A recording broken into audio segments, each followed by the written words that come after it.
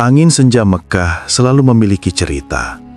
Ia menyapu lembut permukaan pasir yang berkilau keemasan, melewati rumah-rumah batu Quraisy yang megah, lalu mengalun pelan menyusup ke sela-sela kain tirai yang menggantung di rumah orang-orang terpandang. Pada masa itu, ketika manusia berlomba-lomba menegakkan patung-patung batu dengan rasa bangga, ketika pesta-pesta jahiliyah menjadi simbol kehormatan, dan ketika suara tawa para pemuda bercampur dengan denting bejana khamar di malam hari, di tengah hiruk pikuk itu, ada satu rumah yang berbeda auranya. Rumah yang tidak terlalu mencolok, tetapi memiliki keheningan yang menenangkan, bagai oasis di tengah padang gersang. Rumah itu adalah milik Utsman bin Affan, seorang pemuda Quraisy yang terkenal bukan hanya karena kekayaannya, bukan hanya karena keturunannya, tetapi karena ketenangan yang memancar dari dirinya. Jika pemuda lain memandang hidup sebagai perebutan nama dan kedudukan, Utsman memandangnya sebagai perjalanan menjaga kehormatan diri. Jika pemuda lain bangga dengan pesta dan khamar, Utsman merasa risih hanya dengan baunya. Jika banyak laki-laki Quraisy sujud pada berhala, Utsman merasa malu hanya dengan melihat orang menundukkan diri kepada batu tak bernyawa. Ia memiliki sesuatu yang jarang dimiliki manusia pada zamannya, hati yang bening sejak awal. Para orang tua Quraisy sering membisikkan kekaguman terhadapnya. Sungguh, jika semua pemuda kita seperti Utsman, Quraisy akan menjadi kaum yang paling mulia. Dan memang seperti itulah Utsman. Ia bukan sekadar pemuda kaya, dia adalah pemuda yang menjaga dirinya dari segala noda, bahkan ketika tidak ada satupun manusia yang memerintahkannya untuk melakukan hal itu. Ia lahir dari keluarga terhormat, Bani Umayyah, dengan nasab yang bertemu dengan Rasulullah SAW pada kakek keempat, Abd Manaf. Ayahnya Affan bin Al-As dan ibunya Arwa binti Quraisy dikenal karena kehormatan keluarga mereka.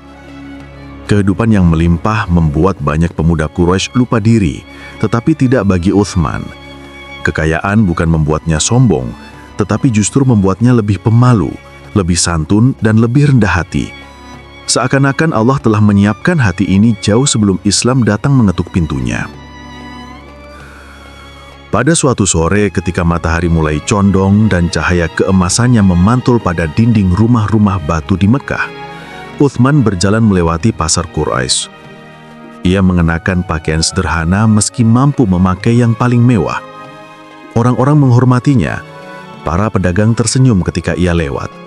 Pemuda-pemuda lain menghentikan tawa mereka. Mereka menghargainya. Tetapi hari itu, sesuatu berbeda. Di kejauhan ia melihat sosok yang sangat ia kenal, Abu Bakar As-Siddiq, pemuda yang lembut, tenang, cerdas dan jujur. Mereka adalah sahabat lama dan setiap kali bertemu, hati Utsman selalu merasa nyaman seakan menemukan cermin dirinya sendiri. Abu Bakar mendekat dengan senyuman hangat. "Assalamualaikum wahai Utsman," sapanya. "Waalaikumsalam wahai Abu Bakar," jawab Utsman dengan ketenangan khasnya. Hari itu, Abu Bakar tidak berbicara tentang perdagangan, tidak berbicara tentang kebaikan akhlak Quraisy, dan tidak pula tentang kondisi pasar. Ia langsung berbicara tentang sesuatu yang lebih besar, tentang kebenaran, tentang cahaya, tentang keesaan Tuhan.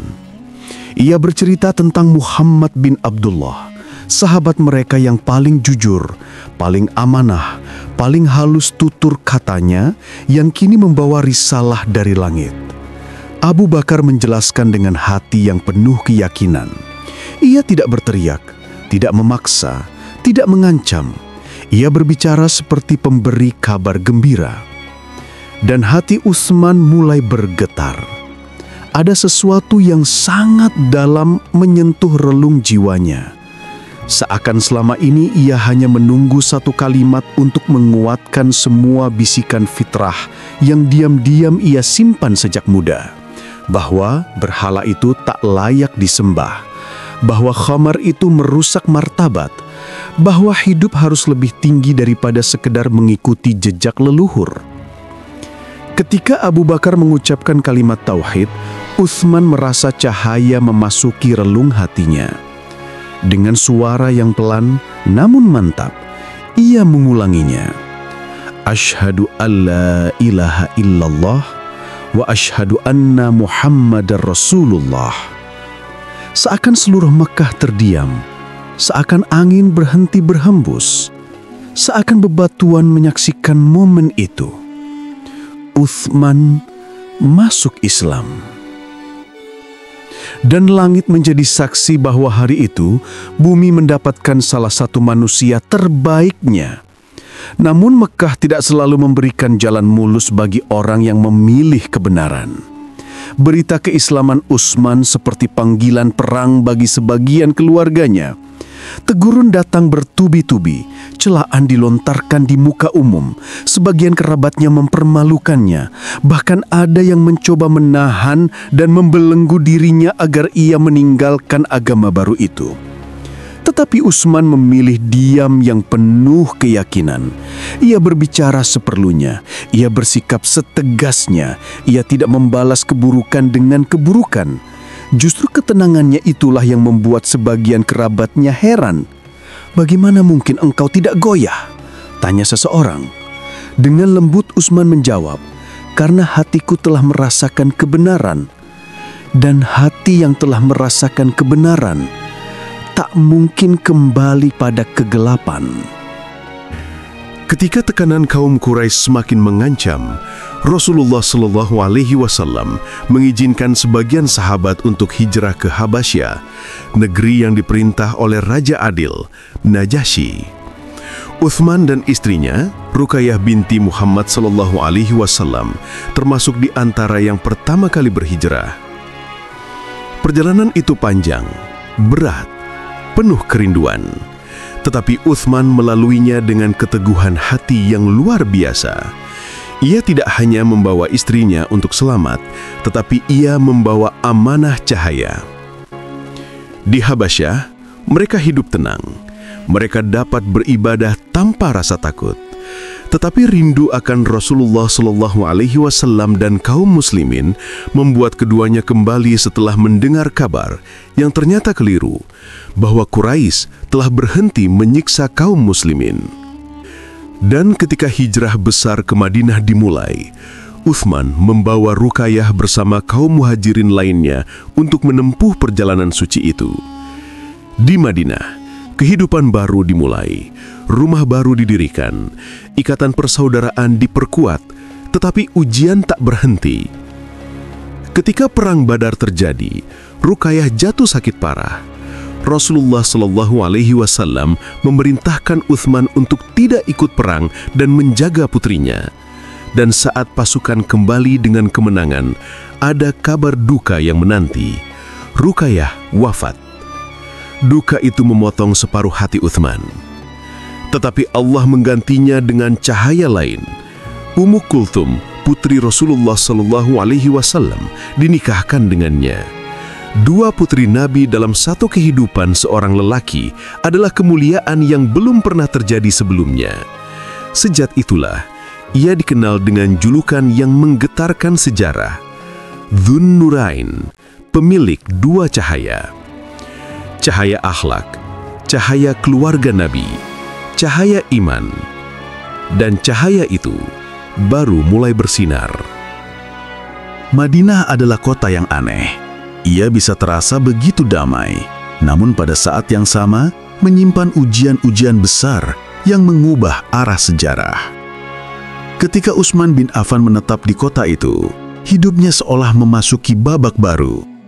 Bukan babak yang sunyi, bukan pula babak yang penuh gejolak dan konflik, tetapi babak di mana kebaikan-kebaikan besar tumbuh dalam diam. Posisi Utsman di Madinah bukan sekadar sebagai seorang sahabat Rasulullah Shallallahu Alaihi Wasallam atau seorang suami dari putri Nabi. Lebih dari itu, ia menjadi sumber ketenangan di tengah masyarakat yang sedang dibentuk dari nol. Ia membantu muhajirin yang datang tanpa harta. Ia mendukung para Ansar. Ia terlibat dalam pembangunan masyarakat, namun selalu dengan cara yang tidak ingin memancing perhatian. Ketenangannya menjadi ciri khas. Banyak sahabat berkata, jika Utsman hadir dalam satu majlis, suasana menjadi sejuk. Namun kali ini suasana Madinah sedang tidak sejuk. Musim kering panjang melanda. Sumur-sumur menyusut, tanah retak. Banyak keluarga kesulitan mendapatkan air. Ada satu sumur besar yang airnya masih melimpah, sumur rumah. Tetapi sumur itu milik pribadi, dan airnya hanya bisa diperoleh dengan membayar mahal. Rasulullah Shallallahu Alaihi Wasallam yang selalu mencari solusi terbaik untuk umatnya, mengajak sahabat-sahabat untuk membeli sumur itu, agar seluruh kaum muslimin dapat memanfaatkannya secara gratis. Tetapi harganya tinggi, sangat tinggi. Tidak ada seorang pun yang mampu menanggung seluruh biaya itu sendirian.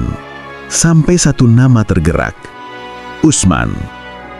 Ia datang dengan langkah pelan, tidak berkata panjang, tidak membawa rombongan, hanya dirinya sendiri dan hatinya yang besar. Ia mendatangi pemilik sumur, menegosiasikan harga, lalu membeli sumur itu sepenuhnya. Dan setelah kepemilikan berpindah ke tangannya, ia memberikan pengumuman, "Ini air milik Allah dan untuk seluruh kaum muslimin." Sejak hari itu air mengalir tanpa harga. Anak-anak berlarian membawa kendi. Para ibu tersenyum lega. Para pedagang dapat membuat roti mereka tanpa takut kehabisan air. Para mukmin yang lelah pulang dari ladang dapat minum tanpa memikirkan uang. Dari tanah yang kering itu, lahirlah amal jariah yang mengalir hingga hari ini. Bahkan disebutkan dalam riwayat, ketika Utsman wafat, sebagian malaikat datang memberi kabar bahwa pahala air sumur rumah tetap mengalir untuknya hingga akhir zaman. Namun itu baru awal. Cobaan yang lebih besar datang bukan dari kekeringan tanah, tetapi dari ancaman musuh besar, Romawi Timur. Mereka menyiapkan pasukan besar untuk menyerang kaum muslimin. Rasulullah Shallallahu Alaihi Wasallam mengumpulkan para sahabat di masjid, berdiri dengan wajah penuh kesedihan namun tegas. Kita harus bersiap. Tabuk memanggil kita. Ini adalah waktu untuk mengorbankan sebagian harta kalian di jalan Allah. Tapi keadaan sangat sulit. Madinah sedang mengalami paceklik. Banyak sahabat tidak memiliki apa-apa kecuali sehelai pakaian yang mereka kenakan. Ada sahabat yang hanya membawa 2 genggam gandum sebagai sedekah. Ada pula yang menangis karena tidak memiliki sesuatu pun untuk disumbangkan. Dalam suasana yang berat itu, langkah kaki terdengar memasuki masjid. Tenang, mantap. Semua orang menoleh. Itulah Utsman. Di tangan para pelayannya, terdapat kantong-kantong besar berisi dinar. Ada yang mengatakan 1000 dinar. Ada riwayat lain menyebutkan lebih banyak. Apapun angkanya, yang jelas jumlah itu cukup untuk menyuplai pasukan dalam jumlah besar. Utsman meletakkan kantong pertama di hadapan Rasulullah SAW. Lalu satu lagi, dan satu lagi, hingga suara emas itu bergemerincing memenuhi ruangan. Rasulullah menatapnya, matanya berkaca-kaca. Beliau mengangkat tangan dan bersabda, "Tidak ada yang membahayakan Utsman setelah hari ini." Makna sabda itu dalam. Amal yang dilakukan dengan hati yang jernih menutup pintu bahaya pada pelakunya. Amal yang melampaui batas menggetarkan langit. Pasukan pun berangkat ke Tabuk dengan perbekalan yang cukup berkat kontribusi itu. Dalam perjalanan kembali, para sahabat berkata, seandainya bukan karena Utsman, mungkin pasukan ini tidak akan bisa berangkat. Tetapi Utsman tidak pernah berkata, "Itu dariku." Ia hanya berkata, "Itu semua milik Allah. Aku hanyalah perantara." Namun kontribusi terbesar Utsman bukanlah derma, bukan pula logistik perang, bukan sumur, bukan unta, bukan harta, melainkan penjagaan Al-Quran yang kelak menyatukan seluruh dunia Islam. Setelah Islam meluas ke Syam, Irak, Persia, dan berbagai wilayah lainnya, perbedaan dialek Arab mulai membuat perbedaan bacaan Al-Quran muncul secara mencolok. Bagi para sahabat senior yang hafal Al-Quran langsung dari Nabi SAW, perbedaan-perbedaan itu tidak menjadi masalah. Namun bagi orang-orang awam di negeri-negeri jauh, hal itu menjadi bahan perselisihan. Huzaifah bin Al-Yaman, sahabat yang terkenal sensitif terhadap fitnah, kembali dari medan jihad dengan wajah pucat.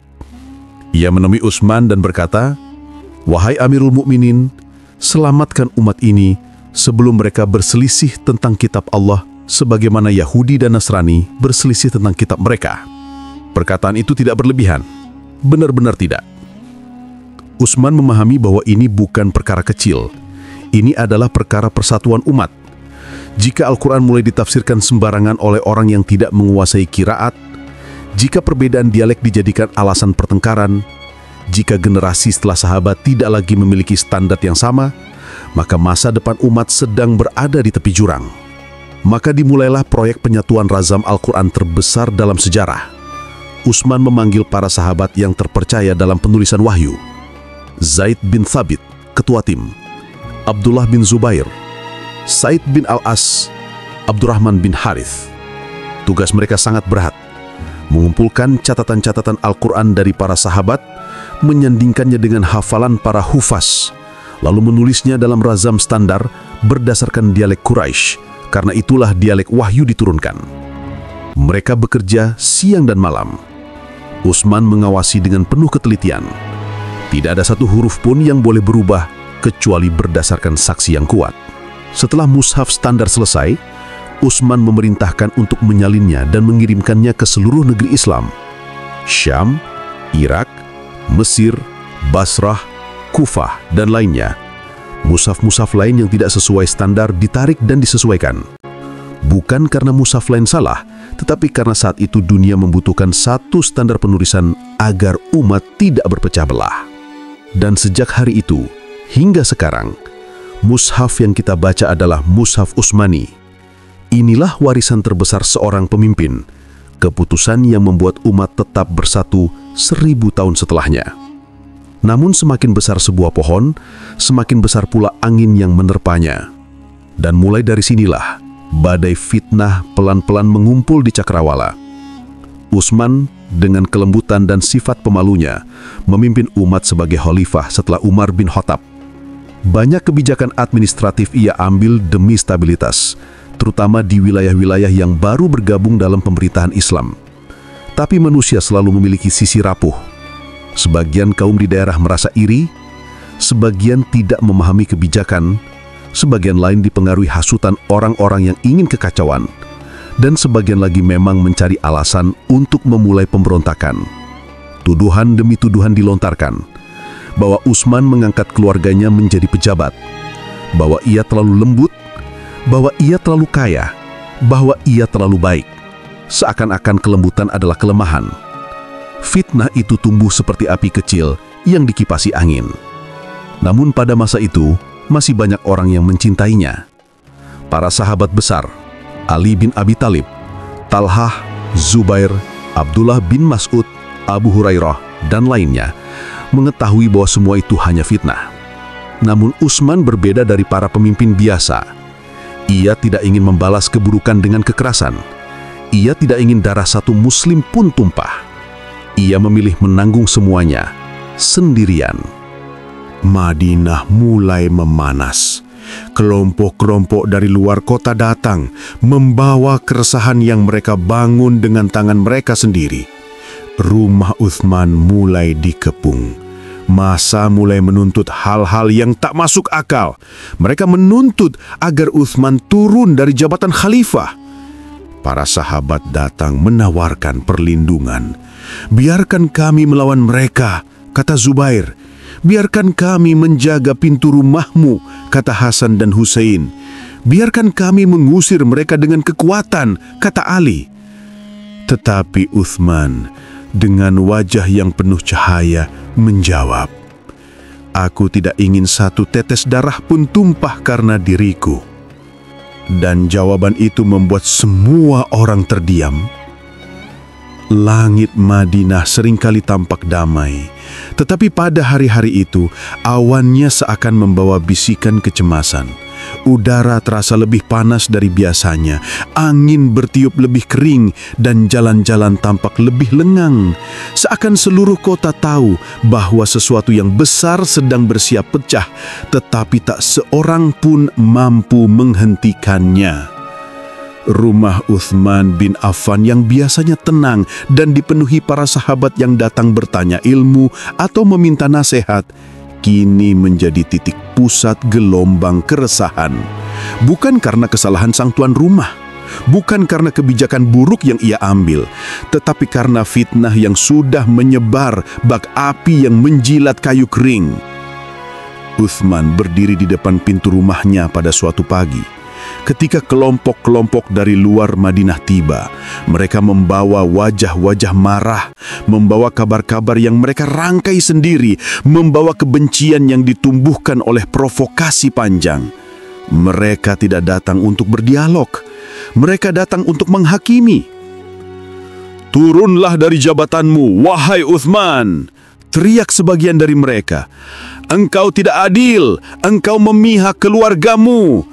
Engkau telah menyimpang dari jalan Rasulullah." Tuduhan itu menghantam telinga kaum muslimin seperti batu panas. Banyak sahabat terkejut.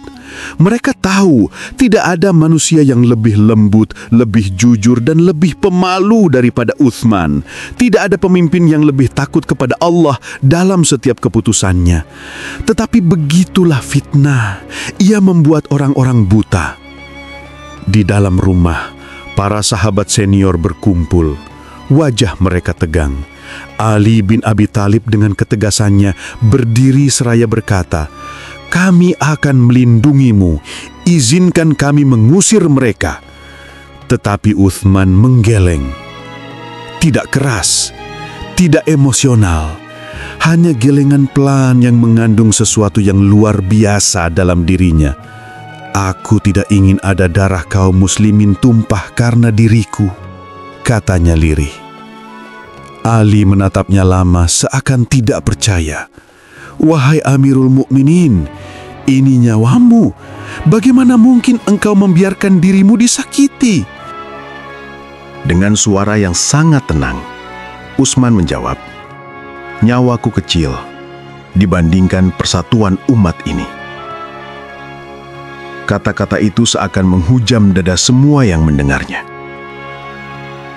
Pengepungan pun dimulai. Hari-hari itu menjadi hari paling kelam dalam sejarah Madinah sejak wafatnya Rasulullah Shallallahu Alaihi Wasallam. Para pemberontak menutup jalan masuk ke rumah Utsman. Mereka melarang air masuk. Mereka melarang makanan dibawa. Mereka menahan setiap orang yang ingin menolongnya. Bahkan ada yang berani menyentuh istri-istri kaum muslimin yang ingin mencoba membawa air. Namun, di dalam rumah itu, hal yang paling menakjubkan bukanlah tangisan atau ratapan, tetapi ketenangan. Utsman berwudu. Ia duduk menghadap mushaf. Ia membaca dengan suara yang lembut, seolah semua fitnah di luar tidak mengusiknya. Beberapa malam suara bacaannya terdengar oleh tetangganya. Suara yang lirih, tetapi mengguncang hati orang-orang yang masih memiliki sisa iman. Seorang pemuda dari kelompok pengepung berkata kepada temannya, "Aku berdiri di luar rumah tadi malam. Aku mendengarnya membaca Al-Quran. Sungguh, tidak mungkin orang sebaik ini zolim." Tetapi temannya membalas, "Diam, jangan terpengaruh, kita sudah sepakat." Begitulah fitnah. Ia tidak membutuhkan bukti, ia hanya butuh hati yang keras. Pada hari kesekian dari pengepungan, Ali datang lagi. Wajahnya gelap menahan amarah. Hasan, Husain, Muhammad bin Talha, Zubair, dan para sahabat muda lainnya juga ikut. Mereka membawa pedang, mereka siap bertempur. Tetapi Utsman berdiri menyambut mereka dengan senyuman. "Wahai putra-putra orang mulia," katanya, "pulangkan pedang-pedang itu. Aku tidak ingin melihat Madinah berubah menjadi medan perang." Husain berkata dengan suara bergetar, "Wahai Amirul Mukminin, setidaknya izinkan kami berada di rumahmu. Kami tidak akan menyerang, hanya berjaga." Namun Utsman menggeleng lagi. Beliau memegang tangan Husain. Ia memegang tangan Hasan. Ia memandang mata mereka satu persatu. "Wahai cucu-cucu Rasulullah, demi Allah yang jiwaku berada di tangannya, jangan biarkan dirimu terlibat dalam peperangan ini.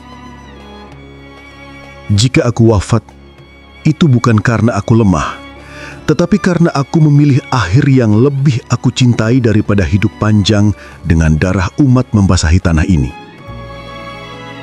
Mendengar itu, air mata mereka jatuh. Namun mereka tahu, ketika Utsman sudah memutuskan sesuatu, ia tidak akan goyah. Mereka pergi dengan langkah berat. Malam itu, Utsman berwudu dengan tenang. Ia memakai pakaian paling baik yang ia punya. Ia menatap wajahnya di sebuah bejana air. Wajah yang mulai menua itu tetap bersinar. Ia tersenyum kecil, berkata kepada dirinya sendiri, "Ya Allah, aku tidak pernah mengganti agamaku sejak Engkau memberi aku hidayah. Maka jangan Engkau cabut aku dari dunia ini kecuali sebagai syahid di jalan-Mu." Ia membuka mushaf. Cahaya lampu minyak menerangi wajahnya. Ia membaca ayat demi ayat, seakan mempersiapkan hatinya untuk perjalanan panjang. Di luar rumah suara-suara kasar mulai terdengar. Pintu digedor. Teriakan makin keras. Beberapa pemuda yang tersesat memaksa masuk dari atap rumah. Namun Utsman tetap membaca. Tetap tenang, tetap bersenyum. Seakan ia tidak sedang menunggu kematian, tetapi sedang menunggu janji Allah. Saat salah satu pemberontak melompat masuk ke rumah, istri Utsman, Naila, berteriak ketakutan. "Mereka masuk! Wahai Utsman, mereka masuk!" Ia berusaha melindungi suaminya, tetapi Utsman berkata, "Tenanglah wahai istriku, Allah bersama kita." Ia tetap membaca mushaf. Tangan pemberontak itu bergetar. Sebagian riwayat mengatakan ia sempat ragu melihat ketenangan Utsman, tetapi kebencian yang buruk itu mengalahkan akalnya. Dengan pedang terangkat, ia mendekat, dan pada detik itulah Utsman mengangkat wajahnya dari mushaf. Ia tidak berlari, tidak menghindar, tidak menangkis. Ia hanya berkata satu kalimat yang sangat pelan, "Ya Allah, saksikanlah." Lalu pedang itu pun turun. Tetesan darah pertama jatuh tepat pada mushaf yang terbuka, pada satu ayat yang berbunyi, "Fasayakfikahumullah." Allah akan mencukupkanmu dari mereka. Ayat itu seakan menjadi tanda, "Wahai Utsman, ini akhir dunia untukmu, tetapi awal bagi surga." Tubuhnya roboh. Naila menangis. Para pemberontak mulai panik. Mereka baru sadar apa yang telah mereka lakukan, tetapi semuanya sudah terlambat. Berita syahidnya Utsman menyebar cepat. Madinah menangis, para sahabat menangis, langit seakan ikut berduka. Ali bin Abi Thalib memukul dahinya dan berkata, "Demi Allah, aku tidak pernah melihat seorang lelaki lebih lembut, lebih pemalu, dan lebih jujur daripada Utsman." Para sahabat lain berdiri di pemakaman Baqi hari itu dengan dada yang sesak. Betapa mudahnya manusia dipengaruhi fitnah, kata mereka. Dan betapa sabarnya seorang pemimpin yang memilih mati daripada melihat darah umatnya tumpah. Ada pemimpin yang dikenang karena pedangnya. Ada pemimpin yang dikenang karena strateginya. Ada pemimpin yang dikenang karena pidatonya. Tetapi Utsman bin Affan dikenang karena amal jariah yang mengalir, mushaf yang ia satukan, kesabaran yang tidak tergoyahkan, kemuliaan yang tidak berubah dari muda hingga tua, dan syahid yang mengharumkan namanya hingga hari ini. Ia tidak meninggalkan istana megah. Ia tidak meninggalkan kekayaan berlimpah. Ia tidak meninggalkan patung atau prasasti. Yang ia tinggalkan adalah sesuatu yang jauh lebih besar. Air yang mengalir untuk umat, mushaf yang menyatukan umat, dan teladan yang menggetarkan hati umat. Bahkan ketika wafat, wajahnya tetap bercahaya, seakan dua cahaya yang Allah berikan kepadanya, dua putri Rasulullah, tidak pernah padam. Dan begitulah akhir hidup seorang khalifah agung. Akhir yang tidak ditutup dengan sorak-sorai kemenangan, tetapi dengan ketenangan seorang hamba yang mengetahui bahwa Allah telah menyiapkan surga untuknya. Semoga Allah meridhoi beliau.